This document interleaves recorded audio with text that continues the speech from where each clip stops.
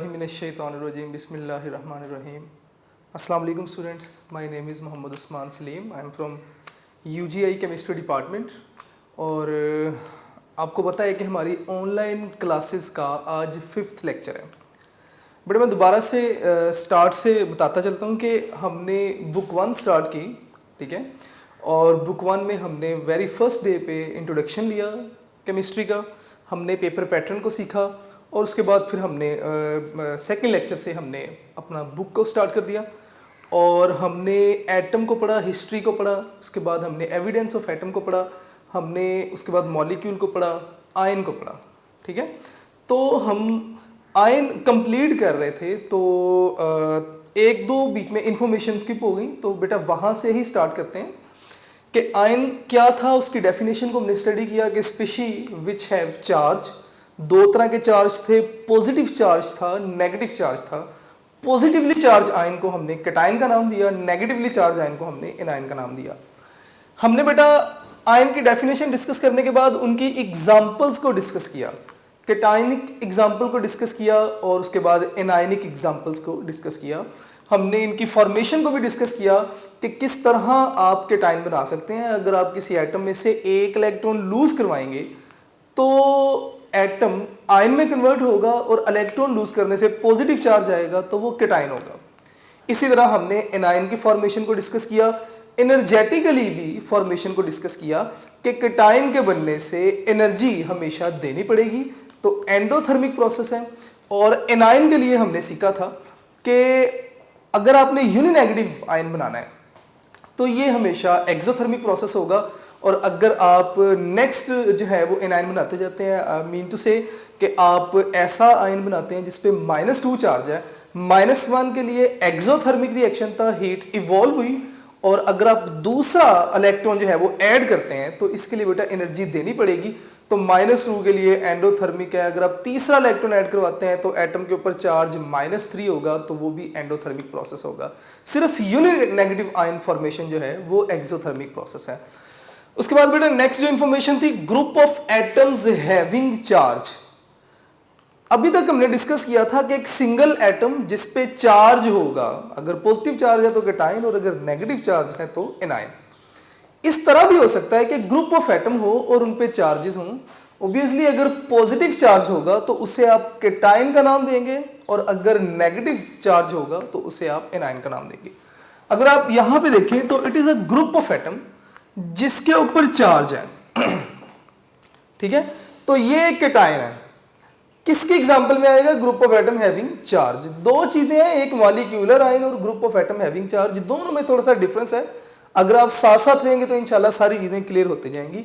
इसी तरह बेटा मैंने नेगेटिव के लिए एग्जांपल लिख दी, एनायन के लिए एग्जांपल लिख दी। अब मॉलिक्यूलर आयन डिस्कस करेंगे तो इसके बारे में भी इंफॉर्मेशन आपको क्लियर होती जाएगी। अच्छा बेटा, मॉलिक्यूलर आयन की अगर हम बात करें तो सिंपल आयन क्या था कि अगर हम किसी एटम में से एक इलेक्ट्रॉन लूज करवा दें या एक इलेक्ट्रॉन ऐड करवा दें तो ऑब्वियसली आयन बन जाएगा। या अगर बाय डेफिनेशन बात करें तो species which carry charge is called ion. तो इसी तरह अगर किसी मॉलिक्यूल पर चार्ज होगा तो वो मॉलिक्यूलर आयन कहलाएगा। और मॉलिक्यूल पे चार्ज कब आता है? अगर आप मॉलिक्यूल को इलेक्ट्रॉन दे दें या मॉलिक्यूल का एक इलेक्ट्रॉन आप निकाल दें तो मॉलिक्यूल पे चार्ज आएगा। तो जब मॉलिक्यूल पे चार्ज होगा तो ये आपके पास मॉलिक्यूलर आयन कहलाएगा। तो बेटा इसकी डेफिनेशन को देख लेते हैं। तो मॉलिक्यूलर आयन क्या है? वो कहते हैं जी कि molecule which carry charge is called molecular ion. Molecule which carry charge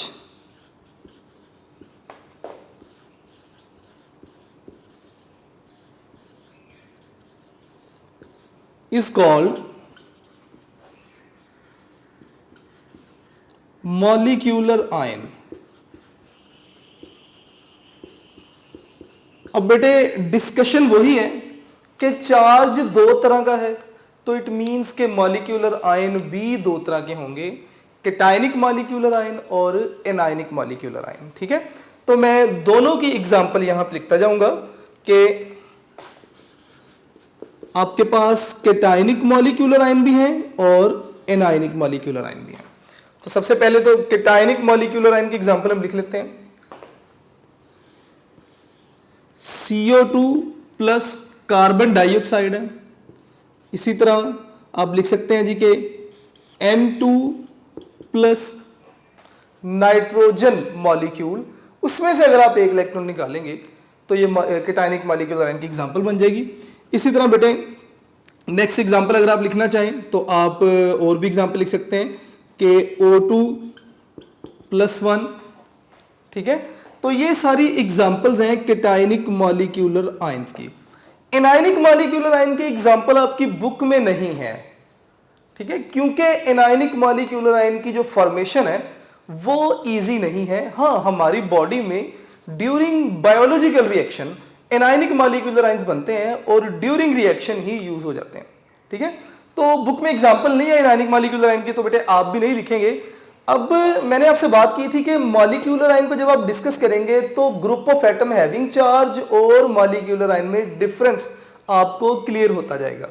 इनमें डिफरेंस है क्या, ठीक है बेटा। अगर आप इनका डिफरेंस देखें तो मॉलिक्यूलर आयन के चार्ज को अगर आप हाइड कर दें और बाकी स्पीशी को आप नाम देना चाहें तो आप नाम दे सकते हैं। ये कार्बन डाइऑक्साइड है मॉलिक्यूल है, ये नाइट्रोजन का मॉलिक्यूल है, ये बेटे ऑक्सीजन का मॉलिक्यूल है। लेकिन group of atom having charge को अगर आप चार्ज को हाइड करें तो आप इसे किसी मॉलिक्यूल का नाम नहीं दे सकते, ठीक है। अगर आप इसे किसी मॉलिक्यूल का नाम देना चाहें तो ये कोई भी मॉलिक्यूल नहीं बनता, ये भी कोई भी मॉलिक्यूल नहीं है और ये भी कोई भी मॉलिक्यूल नहीं है। तो इसका मतलब इन दोनों की पहचान क्या है कि अगर आप चार्ज को हाइड कर दें और रिमेनिंग स्पीशी को आप किसी मॉलिक्यूल का नाम दे सकें तो वो मॉलिक्यूलर आयन है, अदरवाइज सिंपल आपके पास जो है वो आयन्स हैं, ठीक है। तो नेक्स्ट वीडियो इसकी डिस्कशन को लेकर चलते हैं। एग्जांपल को हमने डिस्कस किया। अब कैटायनिक मॉलिक्यूलर आयन जो है वो ज्यादा अबंडेंट है as compare to anionic molecular ion. तो मैं इस इंफॉर्मेशन को मैं यहां पे जरा हाईलाइट करके लिख देता हूं कि कैटायनिक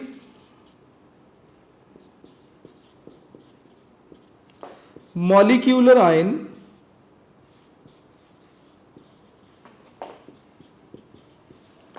आर अबंडेंट। कि कैटायनिक मॉलिक्यूलर आयन जो है वो अबंडेंट है। बेटा इस इंफॉर्मेशन को आपने एमसीक्यू के लिए याद रखना है।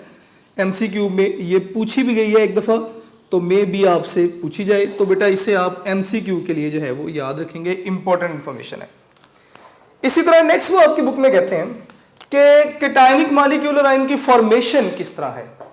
तो मैं यहां पे हेडिंग फॉर्मेशन की दे देता हूं और लिख भी देते हैं साथ कि फॉर्मेशन जो है वो किस तरह पॉसिबल है।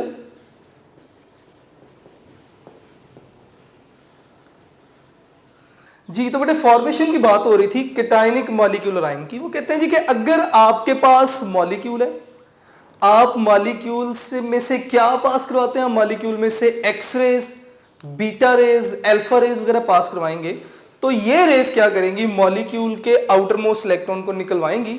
जब इलेक्ट्रॉन लूज होगा तो आपके पास कैटायन बनेगा। तो मैं यहां पे लिख देता हूं कि बाईपासिंग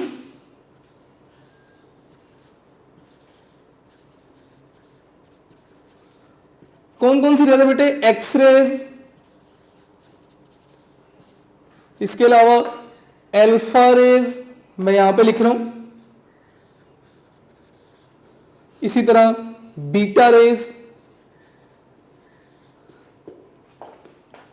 फ्रॉम मॉलिक्यूल। अगर आप मॉलिक्यूल में से इन रेस को पास करवाते हैं तो जो मॉलिक्यूल हैं वो कैटायनिक मॉलिक्यूलर आयन में कन्वर्ट होते जाएंगे, ठीक है। गैमा रेज की यहां बात नहीं की क्योंकि गैमा रेज जो हैं वो लेस आयोनाइजिंग और मोर पेनिट्रेटिंग है, ठीक है। मतलब वो उनसे आप आयंस जो है वो जनरेट नहीं कर पाएंगे। तो बड़ा ये फॉर्मेशन थी कैटायनिक मॉलिक्यूलर आयन की। तो ये कुछ इंफॉर्मेशन थी अबाउट मॉलिक्यूलर आयन। तो बेटे आपने इन सारी चीज़ों को साथ साथ क्लियर रखना है, साथ साथ नोट करते जाएं। अगर कोई चीज़ आपको जो है वो प्रॉब्लम आती है आप उसे बुक से भी देखें, मोर ओवर आप कांटेक्ट भी कर सकते हैं। नेक्स्ट बेटा जो हमारे पास टॉपिक है that is relative atomic mass.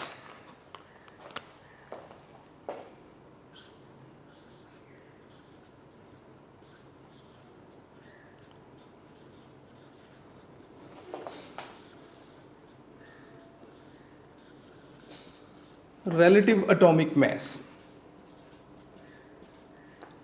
अब relative atomic mass क्या है? देखिए बहुत सारी चीजें ऐसी हैं जिनकी डेफिनेशंस हम याद तो कर लेते हैं लेकिन हमारे ज़हन में पिक्चर नहीं आ रही, हमारे ज़हन में उसका कॉन्सेप्ट नहीं है कि ये डेफिनेशन कहना क्या चाह रही है। देखें आपने अक्सर देखा होगा कि डिफरेंट शॉप्स पे या अगर हॉकर आते हैं हमारे एरिया में तो हमें कोई भी हम चीज़ उनसे लेते हैं तो अगर वो वेट करके देते हैं तो किस तरह वेट करते थे? वो बैलेंस के एक पैन में कोई वेट रखते थे और जो चीज़ हम खरीद रहे हैं दूसरे पैन में उस चीज़ को रखेंगे और कंपेयर करेंगे। अगर तो प्रोडक्ट का मैस जो वेट रखा गया उसके मैस के इक्वल है तो इट मींस कि प्रोडक्ट भी उतनी है जितना आपने वेट रखा हुआ है। मतलब आपने मैस को, प्रोडक्ट के मैस को कंपेयर किया वेट के साथ, स्टैंडर्ड के साथ, और हमने प्रोडक्ट का जो मैस था वो मालूम किया। अब यहां पर भी कुछ इसी तरह की बात हो रही है। हम किसी एक एटम को स्टैंडर्ड मान लेते हैं। हम कहते हैं जी कि फॉर एग्जांपल हम कहते हैं जी कि कार्बन एटम का जो मैस है दैट इज 12। अब हम करेंगे क्या? हम डिफरेंट एटम के मैसेस कंपेयर करेंगे कार्बन के साथ और जो बाकी एटम है उनका मैसेज जो है वो मालूम करेंगे। फॉर एग्जांपल हमने किसी एटम का मैस मालूम किया, कैसे? By relating with carbon atom. तो जो मैस हमने मालूम किया वो हमने कार्बन के साथ रिलेट करके मालूम किया, तो हम इस मैस को कहते हैं रिलेटिव एटॉमिक मैस। यानी कि ये किसी भी एटम का जो मैस हमने मालूम किया कार्बन के साथ रिलेट करके मालूम किया। मैं डेफिनेशन लिखता हूं, डेफिनेशन से भी आपको काफी चीजें क्लियर होती जाएंगी। अब वो कहते हैं जी कि रिलेटिव एटॉमिक मैस क्या है? Relative atomic mass is the mass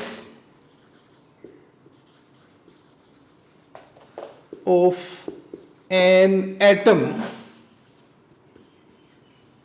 of an element। किसी भी एलिमेंट के एटम का मैस हम मालूम करते हैं कैसे? बाय कंपेयरिंग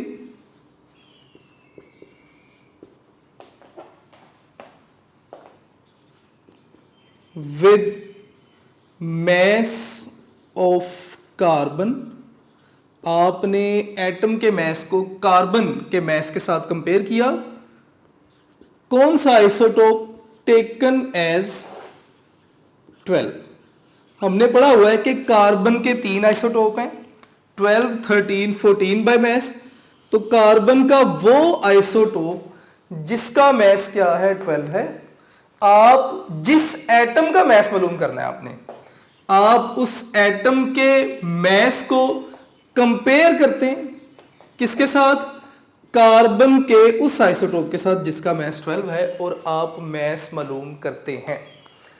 अच्छा बेटा ये काम किसी बैलेंस में नहीं होता, मैस स्पेक्ट्रोमेट्री के थ्रू आप करते हैं। मैस स्पेक्ट्रोमेट्री नेक्स्ट टॉपिक है, आप सीखेंगे भी, उसमें डिटेल में हम डिस्कस करेंगे।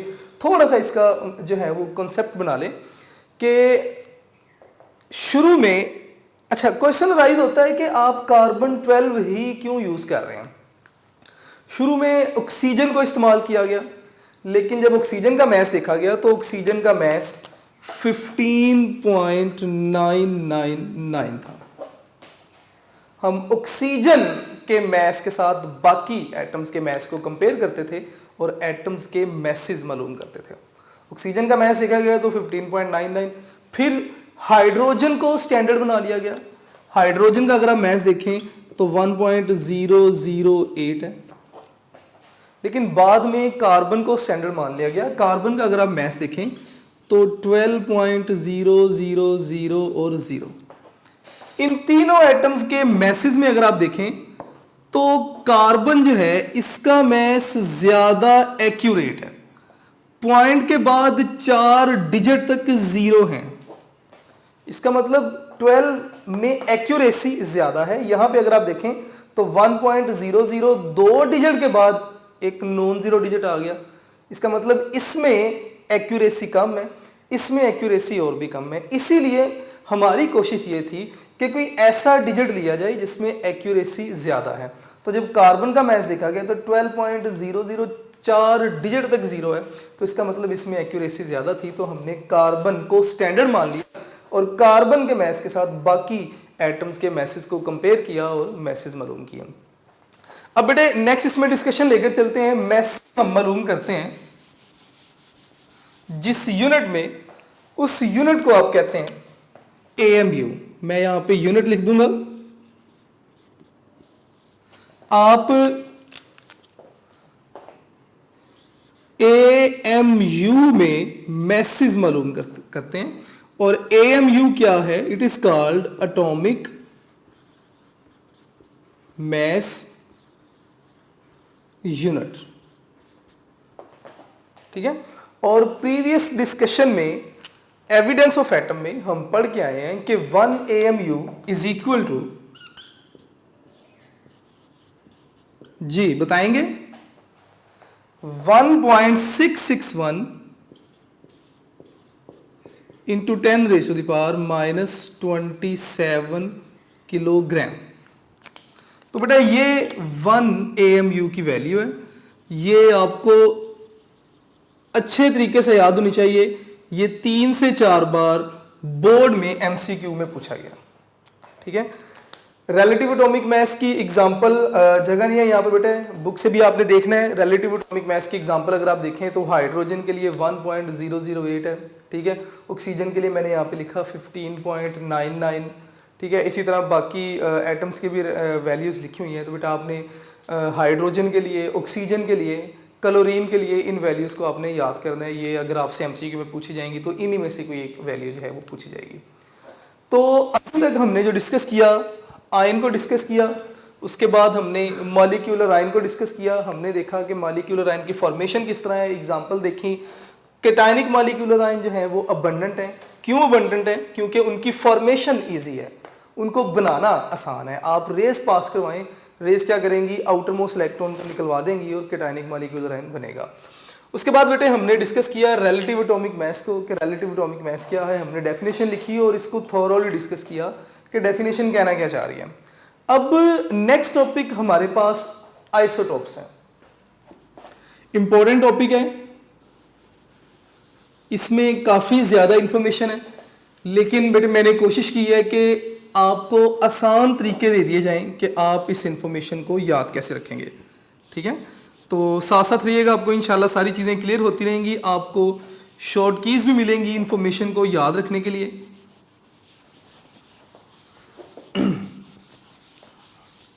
आइसोटोप्स को आपने 9th क्लास में भी पढ़ा हुआ है। ठीक है। ज़रा इसकी डेफिनेशन को अगर आप रिकॉल करते आए तो शायद आपको डेफिनेशन जो है वो याद आ रही हो कि आइसोटोप्स क्या है? Species which have same atomic number but different atomic mass। Isotope को सीखने से पहले हम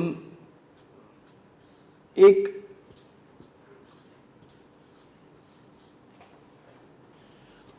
छोटा सा एक ब्लॉक बनाएंगे जिसमें इसकी डेफिनेशन को याद करने के 2 की पॉइंट लिखेंगे। अगर हम ये 2 की पॉइंट याद रखेंगे तो हमें डेफिनेशन लॉन्ग टर्म के लिए याद रहेगी। तो बेटे एक तरफ आप 2 बातें आपने इसमें बतानी है। सबसे पहले same atomic number,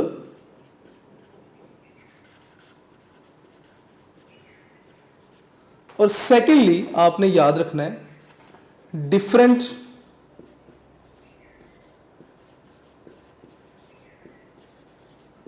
atomic message.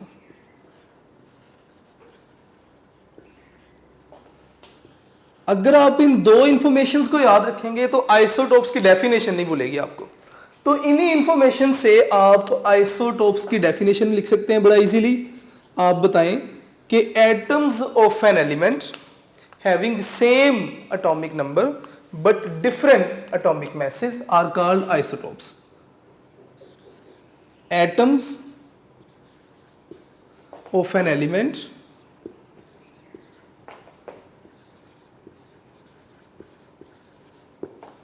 having same atomic number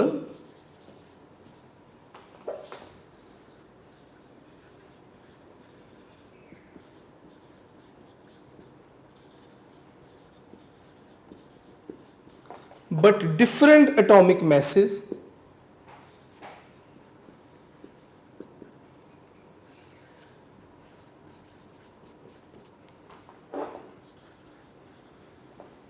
are called isotopes.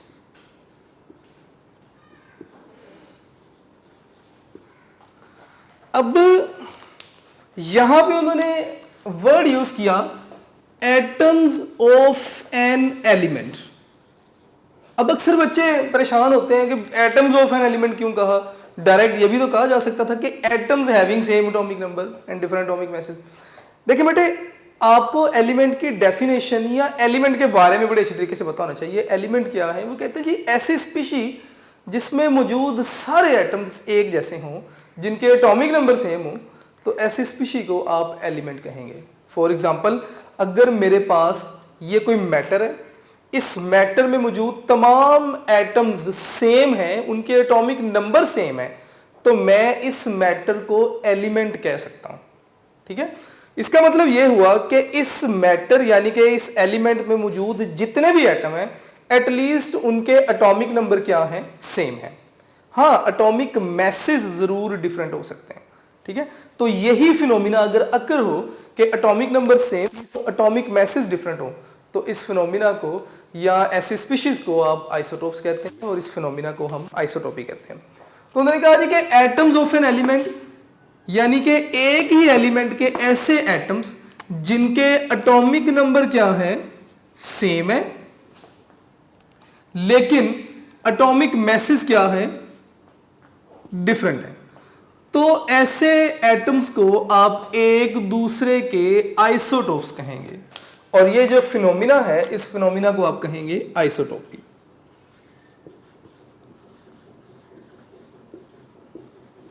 Phenomenon is called आइसोटोपी।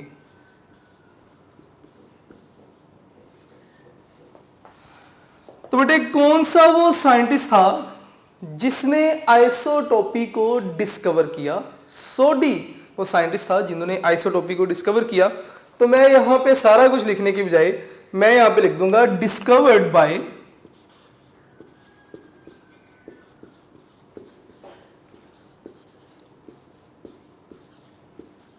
Sodhi.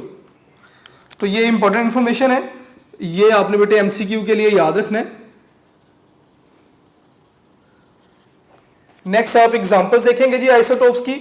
Examples क्या हैं? बड़ी सिंपल एग्जांपल जो आप 9th क्लास से पढ़ते आ रहे हैं कि हाइड्रोजन के 3 आइसोटोप्स हैं, प्रोटियम, ड्यूट्रियम, ट्रिटियम। मैं उनकी एग्जांपल लिखूंगा यहाँ पे कि H11, इसी तरह बेटे H21, इसी तरह H31। आपने कार्बन की एग्जांपल्स भी पढ़ी हुई हैं, मैं कार्बन की एग्जांपल को ब्लू मार्कर से लिख दूंगा ताकि दोनों में डिफरेंशिएट हो जाए कि हाइड्रोजन और कार्बन की बात हो रही है। इसी तरह बेटे कार्बन के लिए अगर हम बात करें तो 12 6 है, 13 6 है, कार्बन 14 6 है। अब जब भी आप कोई न्यूक्लियाइड लिखते हैं तो नीचे एटॉमिक नंबर है और ऊपर एटॉमिक मास है। अगर आप हाइड्रोजन के तीनों आइसोटोप्स को देखें तो ऊपर जो वैल्यू मैंने लिखी है एटॉमिक मास है, अगर आप देखें तो एटॉमिक मैसेज तीनों हाइड्रोजन के मैंने डिफरेंट लिखे हैं 1 2 3, लेकिन एटॉमिक नंबर तीनों के क्या है? सेम है। तो same atomic number, different atomic mass, isotopes of each other.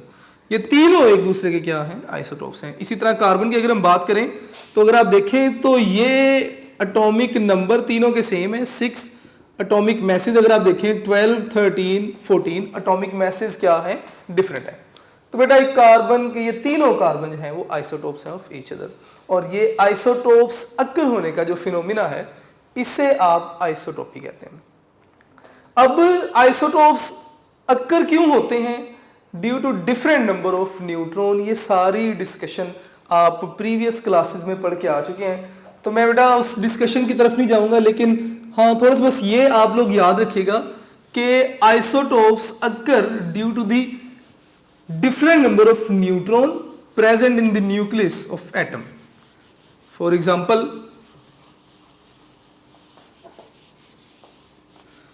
Carbon के हम न्यूक्लियस बना के देखेंगे 612, 613, 614। बेटा ये लेट्स सपोज 3 में यहां पे न्यूक्लियस बनाऊंगा, तीनों ही कार्बन के न्यूक्लियस। ये बेटे कार्बन 12, ये कार्बन 13 और ये कार्बन 14। कार्बन 12 की अगर हम बात करें तो 6 प्रोटॉन 6 न्यूट्रॉन। 13 को अगर आप देखें तो 6 प्रोटॉन 7 न्यूट्रॉन, 6 प्रोटॉन और 8 न्यूट्रॉन। एटॉमिक नंबर क्या होता है? Number of protons present in the nucleus of an atom. तो अगर आप तीनों कार्बन के न्यूक्लियस में नंबर ऑफ प्रोटॉन देखें तो नंबर ऑफ प्रोटॉन सेम है। नंबर ऑफ प्रोटॉन को ही आप एटॉमिक नंबर कहते हैं, तो इसीलिए इनके एटॉमिक नंबर्स क्या हैं? सेम है। Number of proton plus neutron को आप एटॉमिक मास कहते हैं। तो अगर आप देखें तो 12 एटॉमिक मास 12 है, ऐड करेंगे 13 एटॉमिक मास 13, ऐड करेंगे 14 एटॉमिक मास 14। तो एटॉमिक मासेस में डिफरेंस किस वजह से आ रहा है? Due to different number of neutron present in the nucleus. तो न्यूक्लियस में मौजूद न्यूट्रॉन की तादाद चेंज होने की वजह से ही आइसोटोप्स जो हैं वो बनते हैं। खैर ये डिस्कशन तो आप प्रीवियस क्लासेस में पढ़ के आ चुके हैं। तो बेटा नेक्स्ट चलते हैं क्वेश्चंस की तरफ। में भी क्वेश्चन आपसे पूछा जाए कि right similarities and dissimilarities in isotopes, तो मैं दोनों हेडिंग के साथ लिख दूंगा कि सिमिलैरिटीज आपने बतानी है और डिससिमिलैरिटीज। ये क्वेश्चन बोर्ड में पूछा गया था एक बार। और डिससिमिलैरिटीज कि आइसोटोप्स में सिमिलैरिटीज क्या हैं और डिससिमिलैरिटीज क्या हैं, ये दोनों आप बताएंगे बेटे।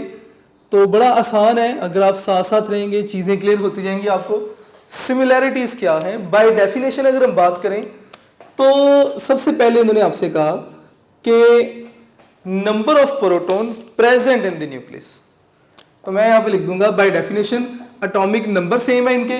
तो सबसे पहले हम लिखेंगे सेम एटॉमिक नंबर, बल्कि सेम का वर्ड मैं नहीं लिखूंगा क्योंकि ऑलरेडी सिमिलैरिटीज की हेडिंग में लिख रहा हूं। तो एटॉमिक नंबर इनके क्या है? सेम है। एटॉमिक नंबर क्या है? Number of proton present in the nucleus. तो अगर एटॉमिक नंबर सेम है तो इसका मतलब नंबर ऑफ प्रोटॉन क्या है? सेम है। तो मैं यहां पे लिख दूंगा कि number of proton P4 proton. और किसी भी न्यूट्रल एटम के न्यूक्लियस में जितने प्रोटॉन होते हैं बाहर शेल्स में उतने ही इलेक्ट्रॉन है। तो अगर नंबर ऑफ प्रोटॉन सेम है तो नंबर ऑफ इलेक्ट्रॉन भी क्या होंगे? सेम होंगे। तो मैं यहीं पे लिख देता हूं कि number of proton and electron. इसी तरह बेटे अगर नंबर ऑफ इलेक्ट्रॉन सेम है तो इसका मतलब इनकी इलेक्ट्रॉनिक कॉन्फ़िगरेशन भी क्या होगी? सेम होगी। क्योंकि अगर दो एटम्स के इलेक्ट्रॉन सेम है, उनकी तादाद सेम है, तो इट मींस के उन एटम्स की इलेक्ट्रॉनिक कॉन्फ़िगरेशन भी क्या होगी? सेम होगी। ठीक है, कि किस तरह इलेक्ट्रॉन्स अरेंज किए गए हैं। तो नेक्स्ट में लिखूंगा जी कि इलेक्ट्रॉनिक कॉन्फ़िगरेशन, ये भी क्या होगी बेटे? सेम होगी। ठीक है, अब किसी भी एटम की जो केमिकल प्रॉपर्टीज हैं वो डिपेंड करती हैं नंबर ऑफ इलेक्ट्रॉन्स पे। अगर दो एटम्स के नंबर ऑफ इलेक्ट्रॉन सेम है तो इट मींस के केमिकल प्रॉपर्टीज भी क्या होंगी? सेम होंगी। तो सिमिलैरिटीज में आप लिखेंगे केमिकल प्रॉपर्टीज, कि आइसोटोप्स की केमिकल प्रॉपर्टीज भी क्या होंगी? सेम होंगी। इसी तरह बेटे अगर आप पीरियोडिक टेबल में देखें तो आइसोटोप्स के लिए कोई डिफरेंट स्पेस नहीं है, कोई डिफरेंट प्लेस नहीं है। तो इट मींस के अगर आप हाइड्रोजन की बात करें तो पीरियोडिक टेबल में हाइड्रोजन को एक ही पोजीशन मिली है। ठीक है, और उसी पोजीशन में आप हाइड्रोजन की तमाम प्रॉपर्टीज को इवन के आइसोटोप्स को भी स्टडी करते हैं। तो इसका मतलब पीरियोडिक टेबल में आइसोटोप्स की पोजीशन भी क्या है? सेम है। तो मैं यहां पे लिख दूंगा कि पोजीशन इन पीरियोडिक टेबल कि आइसोटॉप्स की पीरियोडिक टेबल में जो पोजीशन है वो भी क्या है, सेम है। अब हम डिसिमिलैरिटीज की तरफ आते हैं बेटे। तो डिसिमिलैरिटीज में सबसे पहली डिसिमिलैरिटी आप बाय डेफिनेशन देखें कि आइसोटोप्स में डिसिमिलर या डिफरेंट क्या है, एटॉमिक मैसेज डिफरेंट है। तो मैं यहां पे डिसिमिलैरिटीज को ब्लू मार्कर से लिखता जाऊंगा ताकि दोनों में डिफरेंशिएट हो जाए। तो सबसे पहले आप बताएं एटॉमिक मैसेज क्या है, डिफरेंट है। आइसोटोप्स के एटॉमिक मैसेज डिफरेंट है। मैंने विद डायग्राम अभी क्लियर किया था कि एटॉमिक मैसेज डिफरेंट क्यों है, due to different number of neutron present in the nucleus. तो नंबर ऑफ न्यूट्रॉन डिफरेंट था, तो डिसिमिलैरिटीज में ही लिख दें आप कि नंबर ऑफ न्यूट्रॉन भी क्या है, डिफरेंट है। किसी भी एटम की जो फिजिकल प्रॉपर्टीज हैं वो एटॉमिक मैस पे डिपेंड करती हैं। अगर एटॉमिक मैस डिफरेंट है तो फिजिकल प्रॉपर्टीज भी क्या होंगी, डिफरेंट होंगी। तो बेटा आप यहां पे लिखें फिजिकल प्रॉपर्टीज, ठीक है। इसके अलावा जो रेट ऑफ रिएक्शन है, रेट ऑफ रिएक्शन क्या है कि कोई एटम कितनी स्पीड से रिएक्ट करेगा। तो रेट ऑफ रिएक्शन भी मैसेज पे डिपेंड करते हैं। तो आप लिख देंगे कि रेट ऑफ रिएक्शन ये भी डिफरेंट होंगे। इसी तरह डिफ्यूजन और इफ्यूजन हमने 9th क्लास में भी पढ़ा है कि इफ्यूजन क्या है, किसी एक टाइनी होल से मॉलिक्यूल का 1 बाय 1 एस्केप कर जाना इफ्यूजन है, और दो गैसेस के मॉलिक्यूल्स का बिल्कुल एक होमोजेनियस मिक्सचर बना देना, ये डिफ्यूजन था। अब हमने ये भी सीखा था कि ऐसे मॉलिक्यूल्स जिनका मैस ज्यादा है वो स्लोली मूव करेंगे। स्लोली मूव करेंगे तो इट मींस कि उनका रेट ऑफ डिफ्यूजन या रेट ऑफ इफ्यूजन क्या होगा, कम होगा, ठीक है। तो अगर मैसेज डिफरेंट है तो ऑब्वियसली रेट ऑफ डिफ्यूजन और इफ्यूजन भी क्या होंगे, डिफरेंट होंगे। तो मैं यहां पे लिख देता हूं बेटे कि रेट ऑफ डिफ्यूजन, या आप इफ्यूजन भी लिख सकते हैं कि ये भी क्या होंगे, डिफरेंट होंगे। तो ये कुछ इंफॉर्मेशन आप याद रखिएगा सिमिलैरिटीज और डिसिमिलैरिटीज के लिए। तो बेटा आज के लेक्चर में बड़ा स्लोली स्टडीली में लेकर चला लेक्चर को। हमने आयंस से स्टार्ट किया कि आयंस क्या थे, हमने मॉलिक्यूलर आयन को भी डिस्कस किया, हमने देखा कि group of atom having charge और मॉलिक्यूलर आयन दोनों में डिफरेंस क्या है। अगर आप किसी स्पीशी के चार्ज को हाइड कर दें और नीचे जो केमिकल स्पीशी आपके पास है अगर आप उसको किसी मॉलिक्यूल का नाम दे सकें तो वो मॉलिक्यूलर आयन है, और अगर मॉलिक्यूल का नाम नहीं दे सकें तो वो group of atom having charge है। इसी तरह बेटे हमने रिलेटिव एटॉमिक मास की डेफिनेशन को बड़े अच्छे तरीके से क्लियर किया, आइसोटोप्स को डिस्कस किया, आइसोटोप्स अक्कर क्यों होते हैं इसको डिस्कस किया। इसके अलावा हमने डिस्कस किया कि आइसोटोप्स में सिमिलैरिटीज क्या हैं और डिसिमिलैरिटीज क्या हैं। तो बेटा ये आज का लेक्चर था। आप इसे अच्छे तरीके से तैयार कीजिएगा, अपने पेरेंट्स की बेटा रिस्पेक्ट कीजिएगा। Thank you ji.